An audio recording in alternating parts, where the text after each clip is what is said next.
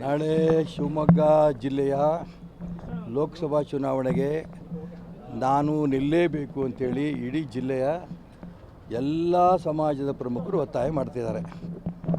ನಿಮಗೆ ಅನ್ಯಾಯ ಮಾಡಿದ್ದಾರೆ ಯಡಿಯೂರಪ್ಪನವರು ಮತ್ತು ಯಡಿಯೂರಪ್ಪನವ್ರ ಮಕ್ಕಳು. ನಿಮ್ಮ ಮಗ ಕಾಂತೇಶಿಗೂ ಟಿಕೆಟ್ ಕೊಡ್ತೀನಿ ಅಂತ ಹೇಳಿದರು. ಜೊತೆಗೆ ನಾನೇ ಟಿಕೆಟ್ ಕೊಡೋದಲ್ಲದೆ ನಾನೇ ಹಾವೇರಿ ಕ್ಷೇತ್ರದಲ್ಲಿ ಓಡಾಟ ಮಾಡಿ ಗೆಲ್ಲಿಸ್ತೀನಿ ಅಂತ ಯಡಿಯೂರಪ್ಪನವ್ರು ಹೇಳಿದರು. ಮೋಸ ಮಾಡಿದ್ದಾರೆ.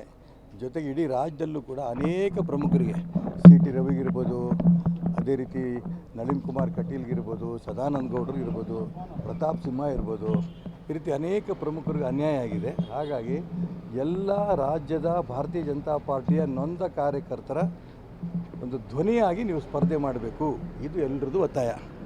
ಈ ದಿಕ್ಕಿನಲ್ಲಿ ನಾಳೆ ಅವರೆಲ್ಲರದ್ದು ಕೂಡ ಒಂದು ಅಭಿಪ್ರಾಯ ಸಂಗ್ರಹ ನಾನು ಮಾಡ್ತಾಯಿದ್ದೀನಿ. ಶಿವಮೊಗ್ಗದಲ್ಲಿ ಸಂಜೆ 5 ಗಂಟೆಗೆ ಬಂಡಜಾರ ಸಮುದಾಯ ಭವನದಲ್ಲಿ ಸಭೆ ಇದೆ.